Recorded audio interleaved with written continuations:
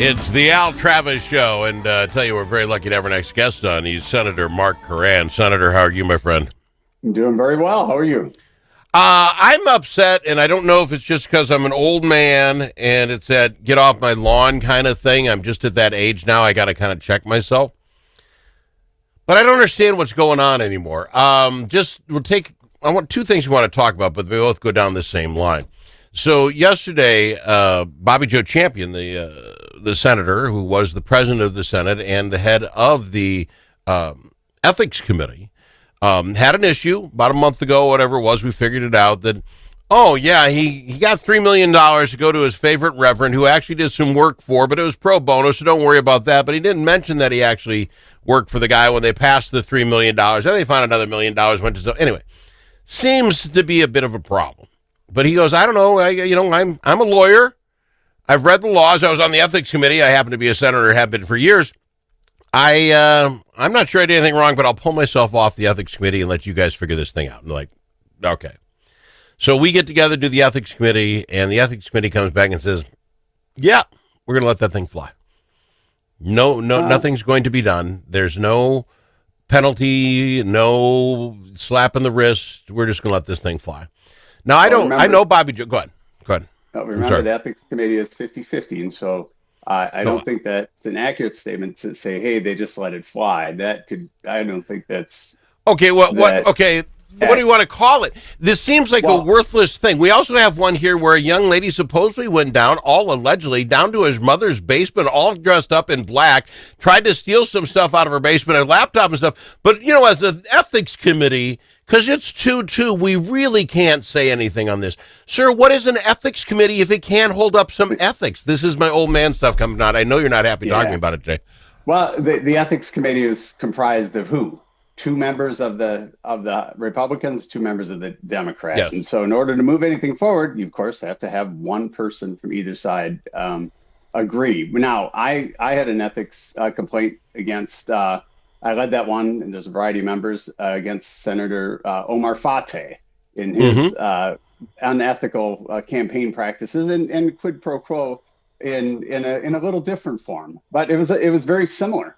And so we actually moved at least 2 of those charges. One of the charges moved forward and were ruled against them, and one wasn't.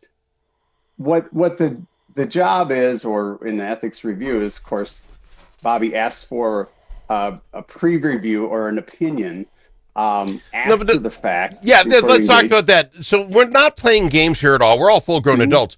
He is running this place, and then after he gets caught, then asks for an opinion on whether he should have done it or not. I mean, is that putting the cart in front of the horse of all time?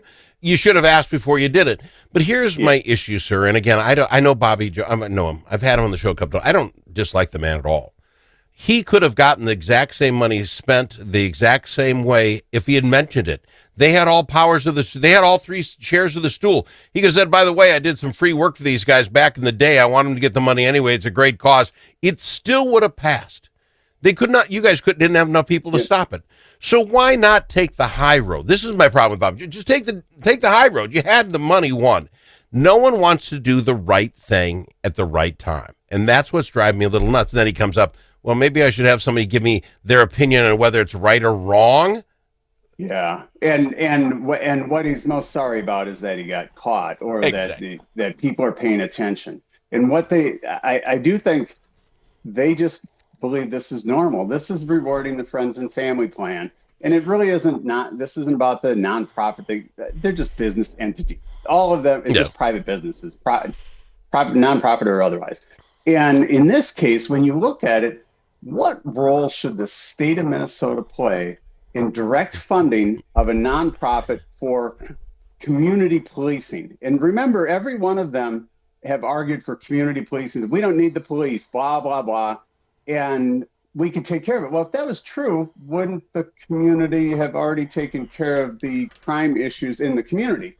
Let me take one step further. Let me jump on your point, because you are absolutely correct. If the community could do it, they would do it. That's why we have police. But this is even better. This is a reverend who says, if you pay me, I will go out and try to talk these kids into not hurting each other. Right. And I miss the reverend oath where you wouldn't do that anyway for nothing. That's what you do. You tell kids not to hurt each other. Am I missing that?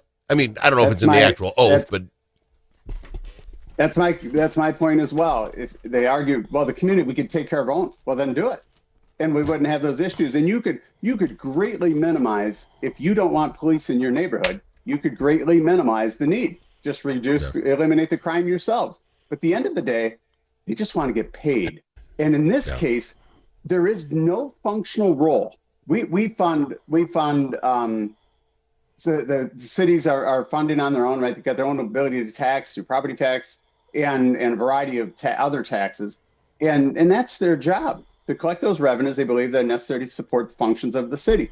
In this and in conjunction with the unfunded mandates, because of the vast majority of property that's government owned, we've got local government aid, which is significantly pointed towards law enforcement. And so we already pay them. If any money should go out, it should be through those legal entities, the city or the county for which they operate. Al, in addition to the $3 million in this one contract, they're also operating in multiple county and city contracts. And let me throw this. Go ahead. Reverend McAfee is right. I've met him many times. He's a former vice lord, and so you've got the former vice lord members, and hopefully they're former members. But right when they were arguing about the contracts, one of his groups or two members in one of they're not clear which contract they're operating under, because he referenced that, well, one of them doesn't allow us to carry weapons. By the way, one of them is a felon prohibited from carrying a weapon, and the other contract does. I'm not sure which one it was, but they laid down 70 rounds after a house party, and they said, yeah, but they were off duty, but they were still wearing their bulletproof vests and their violent interrupter colors, whatever they are. And even beyond this, when you do this with these NGOs, there's no performance. No. They gave them $3 million, and did crime go down in Minneapolis? Can you say you stopped 5 fights and you show me anything? Doesn't matter. Yep. They get $3 million, then do what you're going to do with it. And it just seems so wild to me that we work there. But you're not helping me here. I got one more thing before you to break. Yeah. So we can't, between all us grown-ups, we cannot decide whether sending your buddy $3 million is a good thing or not. Let's not weigh the world down with that. But the Supreme Court comes out, and I don't want to spend a lot of time on it because it's just weird as all get out. Supreme Court comes out yesterday and says, ladies with your breasts, as long as you're not flaunting them out there lewdly, you can have them out. We have now declared the Supreme Court in the state of Minnesota that the women can expose their breasts whenever they want, as long as it's not in a lewd way.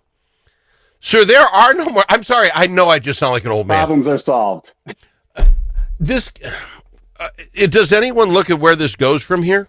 Unless you all now write some big law, and what gentleman at the state capitol is going to say, I'd like to write that breast law? No one's going to do it. So now it's like, okay, well, the next guy's going to come out, throw his stuff out there and say, I wasn't doing it lewdly. You're treating me different than the women. Mm-hmm. We're going down a path that, am I the only guy who sees it? And again, we can't even tell you what is anymore. And you look at it, and never, when they move these cases forward, the case at hand is normally never the case. It's the shiny object and whatever the movement is. I'm not sure what it is, unless it's continued movement of the over-sexualization of minor children to desensitize them of all these actions. You look at some of the parades that we celebrate, the lewd behavior without nudity, right? Yeah. And now you add nudity. And again, I don't care what you do as an adult, but not on the public streets, and certainly not in front of minor children. And so does this get a bill? Does this get a bill? Does somebody stand up in the Senate or the House and say, okay, the Supreme Court, if you read the paper article, says whatever law we had was from 1895. We took the New York version of it. It was written after the Queen's English, and it had lewd in there. We all knew what it meant until today, but now we can't have that. So does somebody man up, if you'll pardon the expression, and write a law that says, no, ladies, keep your stuff in your stuff, men, keep your stuff in your pants, and guess what? We'll all get along fine. Can somebody do that for me and make it the Al Travis old man law? I would imagine after the ruling, you'll see that very bill. Okay, well, I hope so. We got to go to break real quick. We'll come back and talk. I knew you were, when you got up today, you didn't think, I can't wait to talk about breasts with Al on the radio. I know, but that was in the paper. We got to talk about it. We got more with Senator Mark Koran coming up here in just a matter of a moment.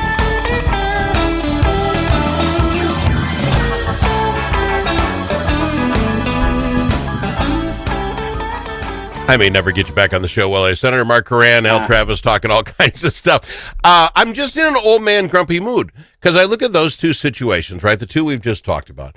And now I go to this House is split literally down the middle, 67-67. A Senate, which is only 34-33. And now we're going to ask you people to come up with an actual budget that makes sense. I don't believe the parties want to play well enough with each other. We can't. Common sense is gone. And I'm going to throw you a bone. We actually are deciding that with the money when we had extra, we will pay 5,000 illegal immigrant families their health insurance. Well, we set it up with no boundaries, so now 17,000 signed up, 3 times as much. And the other side won't even talk about, is that something we could cut to balance this budget with $6 billion? And they won't have the conversation. Sir, I don't know where you even start. You go. Sorry. But to say that there's no goal in this bipartisan problem, well, yeah, right now luckily it's a bipartisan discussion because it wasn't until the last 2 years they removed the entire minority voice. And it wasn't just because they have the trifecta. That's one piece. They've thrown out literally every rule.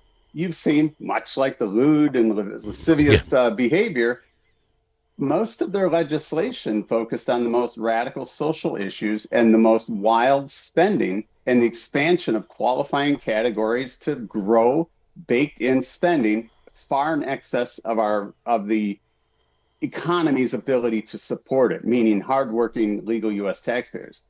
And they have no intention of dialing anything back. In fact, the dialing back of the governors is, of course, moving after long-term care, elder care, all of those types of things, and then shifting, which they call it to balance our budget, shifting the debt or the burden onto our counties in a direct cost that will hurt our middle income and our lowest income people the most. There is a conversation. What one side doesn't want to do is make any cuts or modification of our spending problem.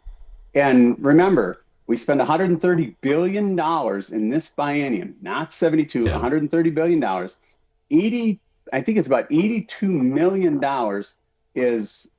billion dollars is assessed on taxes directly to our citizens. Just state taxes, all of those. $82 billion, right around there. Then another $45 billion of federal tax money is pumped into this state. That burden is enough to continue growing spending just because of the mandates that come with accepting our own dollars back. But the goal is, and again, we would love to have a more robust goal, but to try and shave $3 billion off the desired increase in spending. They call that a cut, laughably. But it is a reduction in that spending to try and fend off the budget deficit plan in the next 2 years. But all the baked in growth and the economic indicators would lead that might not be enough. And at the same time, spending is still growing. Even at this forecast, spending is still growing at twice the rate of the income. And our taxpayers are taxed enough.